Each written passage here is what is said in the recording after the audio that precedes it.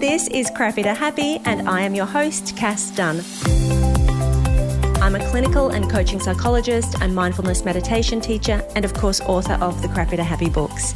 In this show, I bring you conversations with interesting, inspiring, intelligent people who are experts in their field and who have something of value to share that will help you feel less crappy and more happy.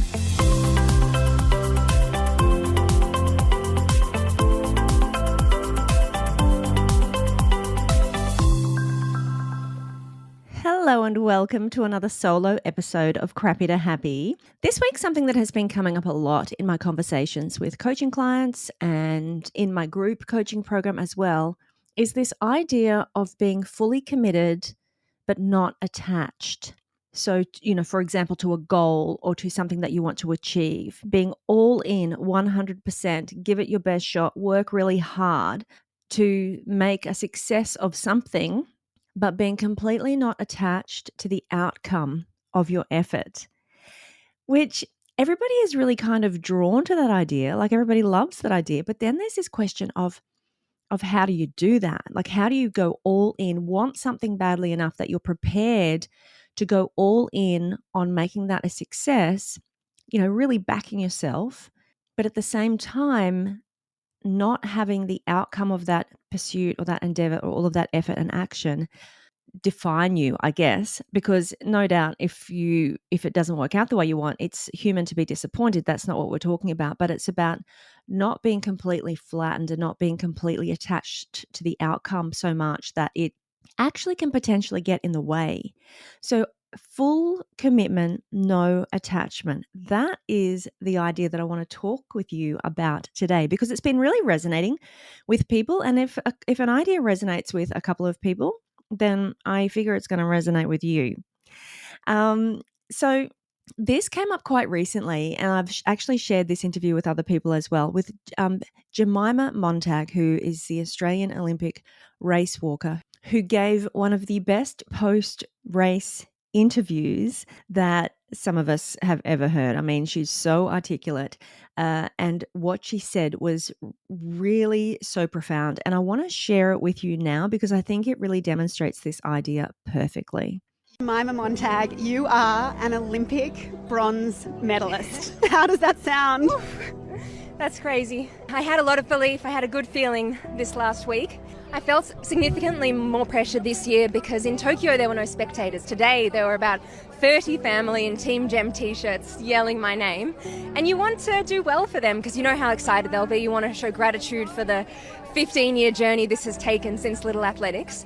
But it's a careful balance of wanting that medal but not needing it. It's really a nuanced difference. So not needing it for your own self-worth or feeling that people love you, but wanting it, saying, I'm willing to give this a crack and be tough. And if it doesn't happen, the sun will rise tomorrow, but let's give it a go. Okay, so how good is that? Wanting it, but not needing it. I think that just sums it up perfectly. What I love about Jemima's statement was, she really spoke to the additional pressure that she felt, not just wanting it for herself, but wanting it for all of these other people who have been supporting her, working alongside her, who have traveled to be there to watch her, like feeling the weight of that pressure as well to perform and to succeed for others in addition to how badly she wanted that herself, and being able to reel that back in, I guess, and to be okay with whatever the outcome was, to know that all she could do was give it her best shot. And if it doesn't work out and if there's no medal, the sun will shine tomorrow. Like, it won't define her. So while everybody, I think, agrees that that is beautiful and brilliant and what a perfect position that must be to be in, to be able to give something your all, but to be unattached, to be kind of unattached to the outcome. But I want to really unpack this because the next question everybody asks is, well, how do you do that? Like literally, how do you unhook from that needing to succeed, for needing it to work out when you, and if you don't, if you're not attached to the outcome, then how do you motivate yourself to put in all of that effort and do the work if you are not completely hooked on needing it to be a success? Like, how do you find that balance? Because if you don't care, then you're not going to work hard to achieve it, right? So it's a really tricky balance.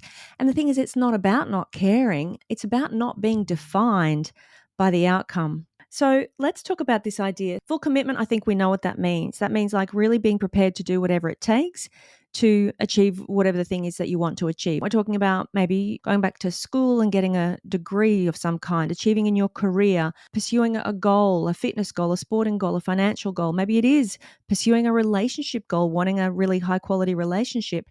It could be anything that you set out to achieve, whatever you want to make a success of, setting up a business, running a business, writing a screenplay, getting a book published. I don't know. There's any number of things that you may want to work towards and achieve in your life. So it's about being willing to do the work, do whatever it takes to achieve that end. So that is full commitment, right? There's we're closing the door on doubt, closing the door on being 1 foot in, 1 foot out. Maybe I'll just give it a crack. Maybe I'll have a try, but I'm not really that sure I really want this. It's all in. It's 100% in. So that's full commitment. And I think a lot of us, because of our attachment to the outcome, because of the amount of kind of ego and identification involved in needing something to be a success in order to feel okay, I think that leads to being 1 foot in and 1 foot out. It leads to not doing all of the work because many people, this is what I've talked about in the past about self-sabotage. There are many people who at some level, if they're fully committed and fully invested and giving it 100% and doing that work and it is not a success, the pain that they perceive will be attached to that. How deflated and disappointed and dejected and what they've got wrapped up in that goal and the need for that to be a success is so great. That pain is so scary, that potential pain, the risk associated with that is so scary that it leads to this kind of not being fully committed. I'm kind of a bit in, I'm a bit out. I'll have a try. It's all this self-sabotaging kind of behavior that goes on because that's what comes with being attached to the outcome. In a way, you kind of have to be unattached to the outcome in order to be fully committed. As weird and paradoxical as that sounds, does that make sense? Because, yeah, if you're so identified with the outcome, needing to succeed at something, needing to get the outcome that you want, being so concerned with what people will think, how you will feel, what people might say, how it will look if you give something your all and it fails. Like that concern is what leads people to not go all in. So we've got to let go of our attachment to the outcome while still really wanting it to succeed in order to be fully committed. So when it comes to attachment, I mean, I guess I've kind of touched on it there, but this idea of non-attachment is a very Buddhist concept, and it is being attached to things needing to be a particular way in order for you to be okay. Being attached to needing to have certain circumstances in your life, needing people to behave a particular way, needing yourself to be a particular way, needing to, appearances, public image, financial situation, needing to be in the relationship to feel okay, needing to have a certain amount of money, needing to have the job, the career, the status, the title, needing to be able to keep up appearances, for people to like you, for people to approve of you, for people to say you're doing a good job, to not be disappointing to people. All of that is attachment. It's attachment to needing things to be how they are, and it's either wanting to change things in order to be how you would like them to be, or being very attached to them staying the same if you like how things are. So the fundamental Buddhist teaching is impermanence, and that is that everything's changing. That wheel of fortune is going to keep on spinning, and you'll have your time in the sun and you will have your time in the darkness. And so it's about being not attached to always needing to be in the light, always needing things to be going your way, for things to be working out, for that relationship to sustain, for those people to stay in your life, to continue doing or achieving. I mean, I'm thinking at the moment even about aging, like this desire to retain our youth and our beauty and our youthful appearance and energy. But it also goes to attachment to our opinions, attachment to our views, attachment to needing to be right. So the idea of non-attachment is this like surrender. It's like letting go of all of that clinging and all of that needing and all of that grasping and all of that striving and all of that manipulating and managing and controlling circumstances in order for you to feel okay, in order for you to feel that all is okay with the world. So when it comes to goals, when we talk about non-attachment, it's this going all in, but the outcome, whichever way it goes, not having any impact on your self-worth, not being crushed by defeat, also not being completely big-headed and very egotistical, believing that you are all that if things are going really well. That's the tricky thing about non-attachment. A lot of people want to be very unattached to failure and rejection. They don't want to experience that pain, but they still quite like being very attached to the success and the praise and the positive feedback and validation and all of the accolades that can potentially come your way. So it's both, right? You've got to be working towards being non-attached however it goes, knowing that who you are, what is important about you is got nothing to do with whether that thing succeeds or fails. So that is kind of the outcome that we are working towards, being really solid and comfortable in ourselves, in yourself, knowing that your happiness, your self-worth, your level of self-confidence, self-esteem, your sense of your own competence, capability, intelligence, talent, your value, it is not contingent on anything outside of you needing to be a particular way, not contingent upon that endeavor being a success. Whether it's a success or a failure, it takes nothing away from who you are and how you feel about yourself. So if you're thinking about, well, that's great, how do I do that? Then my first suggestion is to spend some time connecting to who you are that has got nothing to do with your achievements, your successes or your failures or your academic qualifications or job title or status or financial status or where you live or literally anything to do with the circumstances of your life. These are the things at the end of the day that you have control over, because at the end of the day, you don't have control over much. You have control over your effort, how much you commit to, the actions that you take each day. And even then, sometimes circumstances outside your control might impact that. But what you fundamentally have control over and what really defines you and what should define you is who you are as a person, your core values, how you treat people, qualities like integrity, kindness, doing what you say you're going to do, being upfront, being honest with people, being respectful, treating people with dignity. Your character is what ultimately should define you. The choices that you make and the values that you express, these are the things that if the more that you can work towards identifying these things and these personal qualities, and then not only acknowledging them, but also living your life in alignment with them. Like that is what you have to hold on to. If everything in your life goes to shit, if everything that you tried to do was a monumental failure, then at the end of the day, all you can come back to is this: your personal character, your values, your integrity. These are the things that people will remember you by. At the end of the day, we've all heard, at your funeral, nobody's going to say, oh, look at how many flashy handbags she owned and look at how many businesses she ran and how much money she made and any of that. People remember you for how you treated them and for your personal qualities. The other thing, like I said, is kind of coming back to this idea of what you can control and what you can't. And I think that's key to this idea of non-attachment. Knowing what you can influence is your effort, your level of effort, your level of engagement, your level of commitment, the actions that you take, whatever measures you put in place, the training that you do for the Olympic race event. You can manage all that, but there is so much that you have no control over, and it's about letting go of all of that. And it's this idea of surrender. It's that very Buddhist concept of surrender. Just surrender and trust that you've done all that you can do and let it go.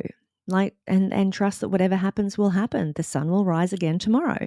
If I'm starting a business, I can manage the quality of the products that I sell. I can manage the pricing that I said, how I communicate it, my sales and marketing strategy, all of those things. I can't, at the end of the day, convince somebody else to buy something that they don't want or need. Like other people's choices, other people's behavior is out of my control. I can only control what I can control. So that's a really useful thing to come back to. There's kind of peace in that, like when you stop trying to micromanage everything else and get up in your head and antsy and stress about a whole lot of stuff that is out of your control. Like that is just a recipe for anxiety and overwhelm. So we don't want to live too much in that place. We don't want to live there at all if we can help it. We want to always be coming back to what can I affect? What can I influence? What do I have control over? And then let go of the rest and trust. And then finally, I guess, this is a bit of a Buddhist concept and I guess a bit of a spiritual concept, which will appeal to some of you, but, others will, you can take it or leave it. But it's this Eckhart Tolle talks about the distinction between essence and ego. And so this is about like understanding that there is a part of you, if this is your belief, that's like your soul, I guess. Your essence is the part of you that is pure awareness. It is not connected to the material world, really. It's this kind of universal energy that runs through all of us. It's love and light, I guess, to be a bit woo-woo. But, our ego is this human state that it's the part of us that's very attached to opinions and appearances and, public image and all of that kind of stuff. It's our ego that gets us into arguments. It's our ego that gets annoyed about things. Ego kind of divides up the world and success and happiness and love and money and all of those things. Like it's like there's a big pie chart, and if somebody else has got too much, it feels like there's not going to be enough left for us. It's that kind of scarcity and greed and competitiveness and all of that is very egoic. And so a lot of spiritual teachings focus on letting go of the ego and connecting more with your essence, your pure essence, which is this quality of love, I guess, but it's also this quality of just connection, the interconnectedness of all of us, recognizing that there's a part of us that is greater than our physical bodies and our jobs and our bank accounts and houses and relationships and all of that day-to-day stuff that we get bogged down in. There's a part of us that transcends all of that. And it's that part of us that can step back and witness what is going on in our life and in our mind and the stories we tell ourselves. And it's this part of us that knows that the universe is infinite. There's enough for everybody. There's no pie to be divided up. And we don't all walk around the world like, floating down the street being pure energy. We have to live our lives here. We have to go to work and have jobs to pay the bills. Like that's our human existence. But it is just, occasionally just tapping in and remembering, especially when that you're getting, kind of connected to that needing to succeed, needing to win, needing to be right. If you are a person who has some spiritual beliefs, it's that connecting with the idea that the truth of you, the true nature of you, the truth of who you are is not this egoic human fighting for their job promotion or their pay rise or to win this argument. The truth of you is beyond that. It transcends all of that. But Eckhart Tolle, he talks about that quite a lot, this idea of ego versus essence. So however you relate to that, if you've got spiritual beliefs, and by the way, loads of research that says that the people with spiritual beliefs have the best mental health, much less likely to be at risk of depression and other mental health disorders. So if you've got spiritual beliefs, then go you.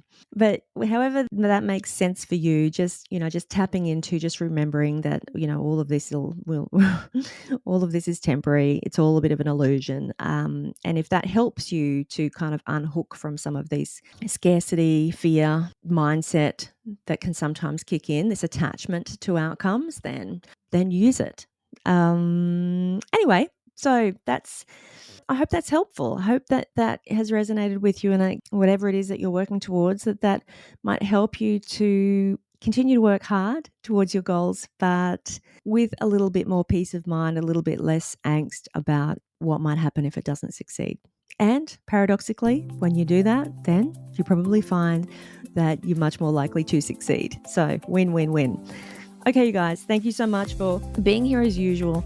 Got a great interview coming out for you next week. You will love it. It's all about dopamine in our brain. And until next time, come and connect with me. Instagram, Castan_XO or Crappy to Happy Pod.